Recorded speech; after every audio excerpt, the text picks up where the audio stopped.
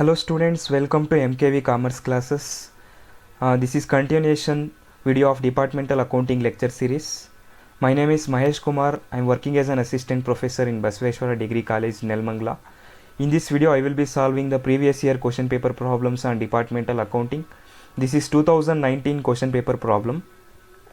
So if possible, pause the video and take down this problem so that it will be easy for you to follow up and understand the problem. ಇದು 2019 question paper problem.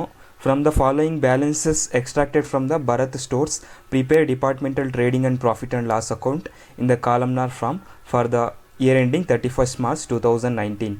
So particulars debit balances, credit balance. So ನಮಗಿಲ್ಲಿ table ಕೊಟ್ಟಿದ್ದಾರೆ, debit balances, credit balances ಕೊಟ್ಟಿದ್ದಾರೆ. First opening stock ಕೊಟ್ಟಿದ್ದಾರೆ. Stock on 1/4/2018 department 1, department 2. So department 1,20,000 ಇದೆ, department 2 90,000 ಇದೆ opening stock. ಆಮೇಲೆ purchases and sales ಕೊಟ್ಟಿದ್ದಾರೆ. So purchases ನಮಗೆ expenses ಆಗಿರೋದ್ರಿಂದ ಡೆಬಿಟ್ ಕಾಲಮಲ್ಲಿ ಬರುತ್ತೆ, ಸೇಲ್ಸ್ ಇನ್ಕಮ್ ಆಗಿರೋದ್ರಿಂದ ಕ್ರೆಡಿಟ್ ಕಾಲಮಲ್ಲಿ ಬರುತ್ತೆ. ಸೊ ಡಿಪಾರ್ಟ್ಮೆಂಟ್ 1 ಪರ್ಚೇಸಸ್ 1,60,000 ಇದೆ, 2 1,40,000 ಇದೆ, ಸೇಲ್ಸ್ 3 lakh ಇದೆ, 2 2,80,000 ಇದೆ. ಆಮೇಲೆ ಕ್ಯಾರೇಜ್ ಇನ್ವರ್ಟ್ಸ್ ಕೊಟ್ಟಿದ್ದಾರೆ. ಕ್ಯಾರೇಜ್ ಇನ್ವರ್ಟ್ಸ್ ಇದೆ ಡೈರೆಕ್ಟ್ ಎಕ್ಸ್ಪೆನ್ಸು. ನಾವು ಟ್ರೇಡಿಂಗ್ ಅಕೌಂಟಲ್ಲಿ ಡೆಬಿಟ್ ಸೈಡ್ ತೊಗೊತೀವಿ. ಡಿಪಾರ್ಟ್ಮೆಂಟ್ 1 and 2 ಎರಡರದ್ದು ಕ್ಯಾರೇಜ್ ಇನ್ವರ್ಟ್ಸ್ ಕೊಟ್ಟಿದ್ದಾರೆ. ನೆಕ್ಸ್ಟು ಮಿಷಿನರಿ ಕೊಟ್ಟಿದ್ದಾರೆ. Machinery is an asset 36,000. ಇದು ನಾವು ಬ್ಯಾಲೆನ್ಸ್ ಶೀಟ್, ಕನ್ಸಾಲಿಡೇಟೆಡ್ ಬ್ಯಾಲೆನ್ಸ್ ಶೀಟಲ್ಲಿ ತೊಗೊತೀವಿ ಅಸೆಟ್ ಸೈಡು. ನೆಕ್ಸ್ಟು ಸ್ಯಾಲರೀಸ್ ಕೊಟ್ಟಿದ್ದಾರೆ. Salaries is a indirect expense. Salaries ನಾವು profit and loss account debit side ತೊಗೊತೀವಿ. ಸೊ ನಮಗೆ ಸ್ಯಾಲರೀಸ್ ಟೋಟಲ್ ಕೊಟ್ಟಿದ್ದಾರೆ. ಡಿಪಾರ್ಟ್ಮೆಂಟ್ 1 ಎಷ್ಟು, ಡಿಪಾರ್ಟ್ಮೆಂಟ್ 2 ಡಿಪಾರ್ಟ್ಮೆಂಟ್ 2 ಎಷ್ಟು ಅಂತ ಡಿವೈಡ್ ಮಾಡಿ ಕೊಟ್ಟಿಲ್ಲ. ಸೊ ಅದನ್ನು ನಾವು ರೇಷಿಯೋ ಪ್ರಕಾರ ಡಿವೈಡ್ ಮಾಡಬೇಕಾಗುತ್ತೆ. ನೆಕ್ಸ್ಟು ರೆಂಟ್ ಕೊಟ್ಟಿದ್ದಾರೆ. Rent is also indirect expense, profit and loss ಅಕೌಂಟಲ್ಲಿ ಡೆಬಿಟ್ ಸೈಡ್ ತೊಗೊಬೇಕು. ಆಮೇಲೆ ರಿಪೇರ್ಸ್ ಟು ಮಿಷಿನರಿ ಕೊಟ್ಟಿದ್ದಾರೆ 30,000. ಇದು ಅಷ್ಟೇ indirect expense, profit and loss ಅಕೌಂಟಲ್ಲಿ ಡೆಬಿಟ್ ಸೈಡ್ ತೊಗೊತೀವಿ. ಆಮೇಲೆ ಡೆಟಾರ್ಸ್ ಆ್ಯಂಡ್ ಕ್ರೆಡಿಟರ್ಸ್ ಕೊಟ್ಟಿದ್ದಾರೆ. ಡೆಟಾರ್ಸ್ ಆ್ಯಂಡ್ ಕ್ರೆಡಿಟರ್ಸು, ಡೆಟಾರ್ಸು ನಮಗೆ ಕರೆಂಟ್ ಅಸೆಟು, ಕ್ರೆಡಿಟರ್ಸು ನಮಗೆ ಕರೆಂಟ್ ಲಯಬಿಲಿಟಿ. ಡೆಟಾರ್ಸು ಡೆಬಿಟ್ ಕಾಲಮಲ್ಲಿ ಇರುತ್ತೆ, ಕ್ರೆಡಿಟರ್ಸು ಕ್ರೆಡಿಟ್ ಕಾಲಮಲ್ಲಿ ಇರುತ್ತೆ. ನೆಕ್ಸ್ಟ್ ಕ್ಯಾಪಿಟಲ್ ಕೊಟ್ಟಿದ್ದಾರೆ. Capital is A liability, so liability side ಬರುತ್ತೆ ಬ್ಯಾಲೆನ್ಸ್ ಶೀಟಲ್ಲಿ. Next cash in hand. Cash in hand is a current asset. So current ಅಸೆಟ್ನ ನಾವು balance ಶೀಟಲ್ಲಿ debit side ತೊಗೊತೀವಿ. ಆಮೇಲೆ ಬಿಲ್ಸ್ ರಿಸೀವೇಬಲ್ ಕೊಟ್ಟಿದ್ದಾರೆ. ಬಿಲ್ಸ್ ರಿಸೀವೇಬಲ್ ಆ್ಯಂಡ್ ಪೇಯಬಲ್ ಕೊಟ್ಟಿದ್ದಾರೆ. ಬಿಲ್ಸ್ ರಿಸೀವೇಬಲು ನಮಗೆ current asset, bills payable current liability. So bills receivable ನಮಗೆ debit side ಇರುತ್ತೆ, ಬಿಲ್ಸ್ ಪೇಯಬಲು ಕ್ರೆಡಿಟ್ ಸೈಡ್ ಇರುತ್ತೆ. ನೆಕ್ಸ್ಟು ಡ್ರಾಯಿಂಗ್ಸ್ ಕೊಟ್ಟಿದ್ದಾರೆ 20,000. ಈ ಡ್ರಾಯಿಂಗ್ಸ್ನ ನಾವು ಕ್ಯಾಪಿಟಲ್ಗೆ ನೆಟ್ ಪ್ರಾಫಿಟ್ ಬಂದಿದ್ದರೆ P&Lಲ್ಲಿ ಆ್ಯಡ್ ಮಾಡಿರ್ತೀವಿ. ಈ ಡ್ರಾಯಿಂಗ್ಸ್ನ ಅದರಲ್ಲಿ ಲೆಸ್ ಮಾಡಬೇಕು, ಡ್ರಾಯಿಂಗ್ಸ್ನ ಕ್ಯಾಪಿಟಲಲ್ಲಿ ಲೆಸ್ ಮಾಡಬೇಕು. ನೆಕ್ಸ್ಟು ಬಿಲ್ಡಿಂಗ್ ಕೊಟ್ಟಿದ್ದಾರೆ 60,000. Building is a asset. So ಅಸೆಟ್ನ ಫಿಕ್ಸ್ಡ್ ಅಸೆಟ್ಟು ನಾವು ಇದನ್ನು ಬ್ಯಾಲೆನ್ಸ್ ಶೀಟಲ್ಲಿ ಅಸೆಟ್ ಸೈಡ್ ತೊಗೊತೀವಿ. ನೆಕ್ಸ್ಟು ಅಡ್ಜಸ್ಟ್ಮೆಂಟ್ಸ್ ಕೊಟ್ಟಿದ್ದಾರೆ. Stock on 31st March 2019 department 1 1,40,000, department 2 1,20,000. So ಇದು ಕ್ಲೋಸಿಂಗ್ ಸ್ಟಾಕು, ಟ್ರೇಡಿಂಗ್ ಅಕೌಂಟಲ್ಲಿ ಕ್ರೆಡಿಟ್ ಸೈಡ್ ತೊಗೊತೀವಿ. Next salaries to be divided in the ratio of 7:3 ಅಂತ ಹೇಳಿದ್ದಾರೆ. ಸೊ ನಮಗೆ ಸ್ಯಾಲ್ರೀಸ್ ಕೊಟ್ಟಿದ್ರಲ್ಲ ಇಲ್ಲಿ 60,000, ಈ 60,000ನ ಯಾವ ರೇಷಿಯೋದಲ್ಲಿ ಡಿವೈಡ್ ಮಾಡಬೇಕು ಅಂದರೆ 7:3 ರೇಷಿಯೋದಲ್ಲಿ ಡಿವೈಡ್ ಮಾಡಬೇಕು ಅಂತ ಅವರೇ ಹೇಳಿದ್ದಾರೆ. Next value of machinery, department 1 ₹20,000, department 2 ₹16,000. Next depreciation on machinery at 10% per annum and building at 5% per annum. So ಡಿಪ್ರಿಷಿಯೇಷನ್ನ ಫೈಂಡ್ ಔಟ್ ಮಾಡಬೇಕು ನಾವು. ಮಿಷಿನರಿ ಮೇಲೆ 36,000 ಮೇಲೆ 10% ಮಾಡಿದ್ರೆ ನಮಗೆ 3,600 ಬರುತ್ತೆ. ಈ 3,600ನ ಯಾವ ಥರ ಡಿವೈಡ್ ಮಾಡ್ತೀರಾ ಡಿಪಾರ್ಟ್ಮೆಂಟ್ 1 and 2 ಮಧ್ಯೆ based on the value of the machinery. 20,000 16,000 ಇದೆಯಲ್ಲ, ಇದನ್ನು ನಾವು ರೇಷಿಯೋ ಮಾಡಬೇಕು. 20:16 ಮಾಡ್ಬೋದು. ನೆಕ್ಸ್ಟು ಬಿಲ್ಡಿಂಗ್ ಇದೆಯಲ್ಲ, ಬಿಲ್ಡಿಂಗ್ ಮೇಲೆ ಡಿಪ್ರಿಷಿಯೇಷನ್ 5% ಕ್ಯಾಲ್ಕುಲೇಟ್ ಮಾಡಬೇಕು. 60,000 ಮೇಲೆ 5% ಮಾಡಿದ್ರೆ 3,000 ಬರುತ್ತೆ. ಈ 3,000ನ ನಾವು 1 and 2 ಡಿಪಾರ್ಟ್ಮೆಂಟ್ 1 and 2ಗೆ ಡಿವೈಡ್ ಮಾಡಬೇಕು. ಯಾವ ರೇಷಿಯೋದಲ್ಲಿ ಡಿವೈಡ್ ಮಾಡಬೇಕು? Based on the area occupied ಇದೆಯಲ್ಲ ಅದ್ರ ರೇಷಿಯೋದಲ್ಲಿ 3:2 ಇದೆ, ಅದ್ರ ಬೇಸಿಸ್ ಮೇಲೆ ನಾವು ಡಿವೈಡ್ ಮಾಡ್ತೀವಿ. ಸೊ ಇದು 14 ಮಾರ್ಕ್ಸ್ ಪ್ರಾಬ್ಲಮ್ ಆಗಿರೋದ್ರಿಂದ ನಾವು trading account, profit and loss account, balance sheet 3 ಮಾಡಬೇಕು. ಅವ್ರು ನಮಗೆ ಕ್ವಶನಲ್ಲಿ ಬರೀ trading and profit and loss account ಮಾತ್ರ ಮಾಡಿ ಅಂತ ಹೇಳಿದ್ದಾರೆ. ಆದರೆ 14 ಮಾರ್ಕ್ಸ್ಗೆ ನಮಗೆ ಸೆಕ್ಷನ್ ಸಿಗೆ ಕೇಳಿದಾಗ ನಾವು ಬ್ಯಾಲೆನ್ಸ್ ಶೀಟು ಮಾಡಬೇಕಾಗುತ್ತೆ. ಆವಾಗ ನಮಗೆ ಫುಲ್ ಮಾರ್ಕ್ಸ್ ಬರುತ್ತೆ. Now let us solve the problem in the books of Bharat Stores Departmental Trading and Profit and Loss account. So first we have to prepare Departmental Trading and Profit and Loss account. So trading account ಅಲ್ಲಿ ನಾವು opening stock ತಗೊಬೇಕು. Opening stock 1,20,90,000 ಕೊಟ್ಟಿದ್ದಾರೆ. So 1,20,90,000 total 2,10,000 ಬರುತ್ತೆ. Next purchases and sales ಕೊಟ್ಟಿದ್ದಾರೆ. So debit column ಅಲ್ಲಿ ಇರೋದು purchases, credit column ಅಲ್ಲಿ ಇರೋದು sales. So department 1 purchases 1,60,000 to 1,40,000 total 3 lakh ಬರುತ್ತೆ. ಸೇಲ್ಸ್ 3 lakh 2,80,000 ಟೋಟಲ್ 5,80,000 ಬರುತ್ತೆ. ಸೊ ನೆಕ್ಸ್ಟ್ ನಮಗೆ ಕ್ಯಾರೇಜ್ ಇನ್ವರ್ಸ್ ಕೊಟ್ಟಿದ್ದಾರೆ. Carriage inwards is a direct expense. Trading account ಅಲ್ಲಿ ಡೆಬಿಟ್ ಸೈಡ್ ತಗೊಬೇಕು. Department 1 and 2 so 4,000 2,000 total 6,000. Next ನಮಗೆ closing stock ಕೊಟ್ಟಿದ್ದಾರೆ. ಆ stock on 31st March 2019 department 1 1,40,000, department 2 1,20,000 adjustment ಅಲ್ಲಿ ಕೊಟ್ಟಿದ್ದಾರೆ ನಮಗೆ.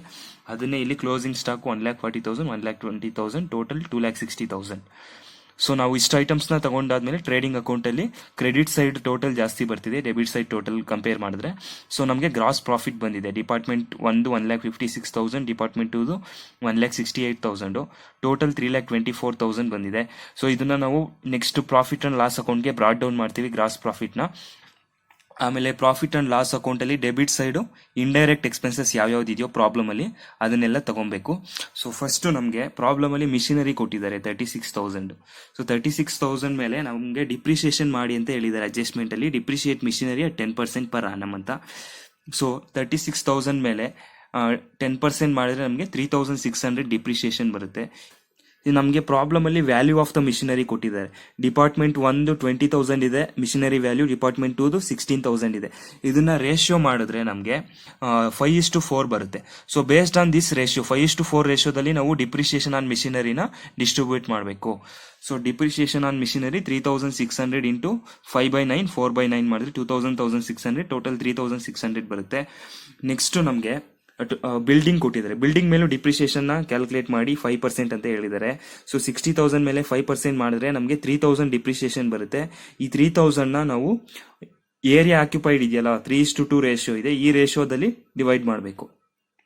So depreciation on building 3,000 into 3/5 2/5 3:2 ರೇಷಿಯೋದಲ್ಲಿ ಡಿವೈಡ್ ಮಾಡಿದ್ರೆ 1,800 1,200 ಬರುತ್ತೆ. ಟೋಟಲ್ 3,000 ಬರುತ್ತೆ.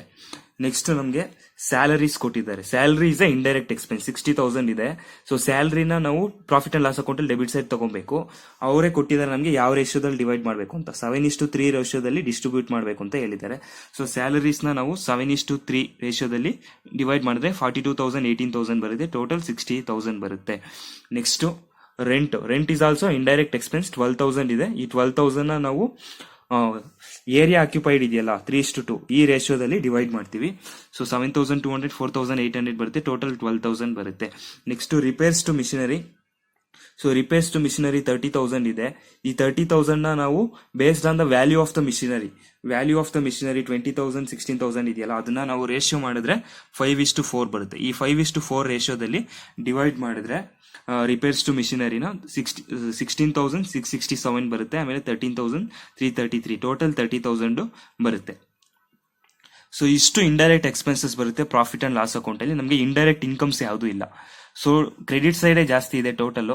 ಸೊ ಕ್ರೆಡಿಟ್ ಸೈಡ್ ಟೋಟಲ್ ಅಲ್ಲಿ ಡೆಬಿಟ್ ಸೈಡ್ ನ ಮೈನಸ್ ಮಾಡಿದಾಗ ನಮಗೆ ನೆಟ್ ಪ್ರಾಫಿಟ್ ಬರುತ್ತೆ 86,333.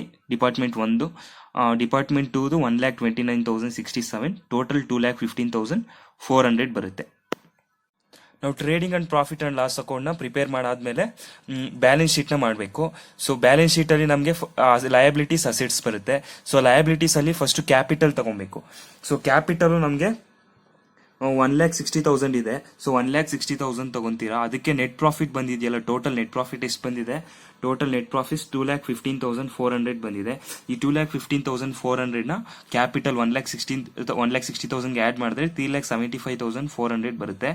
ಇದರಲ್ಲಿ ನಮಗೆ ಪ್ರಾಬ್ಲಮ್ ಅಲ್ಲಿ ಡ್ರಾಯಿಂಗ್ಸ್ ಕೊಟ್ಟಿದ್ದಾರೆ 20,000. ಈ 20,000 ನ ನಾವು ಲೆಸ್ ಮಾಡಬೇಕು. Capital plus net profit total ಬಂದಿರೋದ್ರಲ್ಲಿ ಡ್ರಾಯಿಂಗ್ಸ್ ನ ಲೆಸ್ ಮಾಡಿದ್ರೆ ನಮಗೆ 3,55,400 ಬರುತ್ತೆ. ನೆಕ್ಸ್ಟ್ ಕರೆಂಟ್ ಲಯಬಿಲಿಟೀಸ್ ಬರುತ್ತೆ liabilities side. So current liabilities ಅಂದ್ರೆ ಕ್ರೆಡಿಟರ್ಸ್ ಆಗಿರ್ಬೋದು, ಬಿಲ್ಸ್ ಪೇಬಲ್ ಆಗಿರ್ಬೋದು, ಅದೆಲ್ಲ ಬರುತ್ತೆ. ಸೊ ನಮಗೆ ಪ್ರಾಬ್ಲಮ್ ಅಲ್ಲಿ ಡೆಟಾರ್ಸ್ ಅಂಡ್ ಕ್ರೆಡಿಟರ್ಸ್ ಕೊಟ್ಟಿದ್ದಾರೆ. ಸೊ ಡೆಟಾರ್ಸ್ ಡೆಬಿಟ್ ಕಾಲಮ್ ಅಲ್ಲಿ ಇರೋದು, ಕ್ರೆಡಿಟರ್ಸ್ ಕ್ರೆಡಿಟ್ ಕಾಲಮ್ ಅಲ್ಲಿ ಇರೋದು. 60,000 ಕ್ರೆಡಿಟರ್ಸ್. ಆಮೇಲೆ ಬಿಲ್ಸ್ ಪೇಬಲ್ ಬಿಲ್ಸ್ ರಿಸೀವೇಬಲ್ ಕೊಟ್ಟಿದ್ದಾರೆ. ಬಿಲ್ಸ್ ಪೇಯಬಲ್ ನಮಗೆ ಕ್ರೆಡಿಟ್ ಕಾಲಮಲ್ಲಿ ಬರುತ್ತೆ. ಸೊ 6000 ಬರುತ್ತೆ. ಸೊ ಕ್ರೆಡಿಟರ್ 60,000 ಇದೆ, ಬಿಲ್ಸ್ ಪೇಯಬಲ್ 6000 ಇದೆ. ಅವೆರಡು ಕರೆಂಟ್ ಲಯಬಿಲಿಟೀಸ್ ಅಲ್ಲಿ ತಗೊಂತೀವಿ. 60,000 60,000. Next assets side fixed assets ಅಲ್ಲಿ ನಮಗೆ ಮಿಷನರಿ 36,000 ಇದೆ. ಈ 36,000 ಅಲ್ಲಿ ಇದ್ರ ಮೇಲೆ ನಾವು ಡಿಪ್ರಿಸಿಯೇಷನ್ 10% ಕ್ಯಾಲ್ಕುಲೇಟ್ ಮಾಡಿದ್ವಲ್ಲ 3,600 ಅದನ್ನ ಮೈನಸ್ ಮಾಡಿ 3,600 ಮೈನಸ್ ಮಾಡಿದ್ರೆ 32,400 ಬರುತ್ತೆ. ಆಮೇಲೆ ಫಿಕ್ಸ್ಡ್ ಅಸೆಟ್ಸ್ ಅಲ್ಲಿ ಬಿಲ್ಡಿಂಗ್ ಇದೆ ನಮಗೆ ಪ್ರಾಬ್ಲಮ್ ಅಲ್ಲಿ 60,000. ಈ 60,000 ಅಲ್ಲಿ ಡಿಪ್ರಿಸಿಯೇಷನ್ 3,000 ಮೈನಸ್ ಮಾಡಿ ನಾವು 5% ಮೈನಸ್ ಮಾಡಿ 3,000 ಡಿಪ್ರಿಸಿಯೇಷನ್ 57,000 ಬರುತ್ತೆ value of the building. Next current assets ನ ತಗೊಬೇಕು ನಾವು. ಕರೆಂಟ್ ಅಸೆಟ್ಸ್ ನಮಗೆ closing stock, debtors, cash in hand, bills receivable ಇಷ್ಟು ಅಸೆಟ್ಸ್ ಇದೆ. ಸೊ ನಮಗೆ ಡೆಟಾರ್ಸ್ ಕೊಟ್ಟಿದ್ದಾರೆ, ಆಮೇಲೆ ಬಿಲ್ಸ್ ರಿಸೀವೇಬಲ್ ಕೊಟ್ಟಿದ್ದಾರೆ. ಡೆಟಾರ್ಸ್ 45,000 ಇದೆ, ಬಿಲ್ಸ್ ರಿಸೀವೇಬಲ್ 15,000 ಇದೆ. ಆಮೇಲೆ ಕ್ಯಾಶ್ ಇನ್ ಹ್ಯಾಂಡ್ ಇದೆ 12,000. ಆಮೇಲೆ ಕ್ಲೋಸಿಂಗ್ ಸ್ಟಾಕ್ ಇದೆಯಲ್ಲ, ಕ್ಲೋಸಿಂಗ್ ಸ್ಟಾಕು ನಾವು ಕರೆಂಟ್ ಅಸೆಟ್ಸ್ ಅಲ್ಲೇ ಬರುತ್ತೆ. ಸೊ ಸ್ಟೂಡೆಂಟ್ಸು ಮರ್ತೋಗ್ಬಿಡ್ತಾರೆ ಕ್ಲೋಸಿಂಗ್ ಸ್ಟಾಕ್ ನ ತಗೊಳ್ಳೋದು. But always remember we have to take the closing stock under current assets. So current assets ಅಲ್ಲಿ ಕ್ಲೋಸಿಂಗ್ ಸ್ಟಾಕು 2 ಡಿಪಾರ್ಟ್ಮೆಂಟ್ ತಗೊಬೇಕಾಗುತ್ತೆ. ಸೊ ಕರೆಂಟ್ ಅಸೆಟ್ಸ್ ಅಲ್ಲಿ ಕ್ಲೋಸಿಂಗ್ ಸ್ಟಾಕು 2 ಡಿಪಾರ್ಟ್ಮೆಂಟ್ 2,60,000 ಟೋಟಲ್ ಬರುತ್ತೆ. Debtors 45,000, cash in hand 12,000, bills receivable 15,000. So ಎರಡು side ನಮಗೆ total tally ಆಗಬೇಕು. So ಇಲ್ಲಿ 4,21,400 ಬಂದಿದೆ total ಎರಡು side. So problem balance sheet Tally ಆಯಿತು ಅಂದರೆ ಪ್ರಾಬ್ಲಮ್ ಕರೆಕ್ಟ್ ಆಗಿದೆ ಅಂತ ಅರ್ಥ. Remember these things guys. ನಾವು ಕ್ಲೋಸಿಂಗ್ ಸ್ಟಾಕ್ ಕೊಟ್ಟಿದ್ದಾರಲ್ಲ ಅಡ್ಜಸ್ಟ್ಮೆಂಟ್ನ, ಅದನ್ನು ಎರಡು ಕಡೆ ಕನ್ಸಿಡರ್ ಮಾಡಬೇಕಾಗುತ್ತೆ. ಒಂದು ಟ್ರೇಡಿಂಗ್ ಅಕೌಂಟಲ್ಲಿ ಕ್ರೆಡಿಟ್ ಸೈಡ್ ತೊಗೊತೀವಿ, ಇನ್ನೊಂದು ಬ್ಯಾಲೆನ್ಸ್ ಶೀಟಲ್ಲಿ ಕರೆಂಟ್ ಅಸೆಟ್ಸಲ್ಲಿ ತೊಗೊತೀವಿ ಕ್ಲೋಸಿಂಗ್ ಸ್ಟಾಕ್ನ. ಮತ್ತು ಡಿಪ್ರಿಷಿಯೇಷನ್ ಅಷ್ಟೇ, ನಾವು ಡಿಪ್ರಿಷಿಯೇಷನ್ನ ಇದು ಪ್ರಾಫಿಟ್ ಆ್ಯಂಡ್ ಲಾಸ್ ಅಕೌಂಟಲ್ಲಿ ಇಂಡೈರೆಕ್ಟ್ ಎಕ್ಸ್ಪೆನ್ಸಸ್ಸಲ್ಲಿ ಡೆಬಿಟ್ ಸೈಡ್ ತೊಗೊತೀವಿ. ಆಮೇಲೆ ಈ ಡಿಪ್ರಿಷಿಯೇಷನ್ನ ನಾವು ಫಿಕ್ಸ್ಡ್ ಅಸೆಟ್ಸಲ್ಲಿ ಬ್ಯಾಲೆನ್ಸ್ ಶೀಟಲ್ಲಿ ಮೈನಸ್ ಮಾಡ್ತೀವಿ. Like this video if you feel this video is helpful for you, and subscribe to my channel so that you will get the updates of all the videos that are uploaded in my channel. Thank you.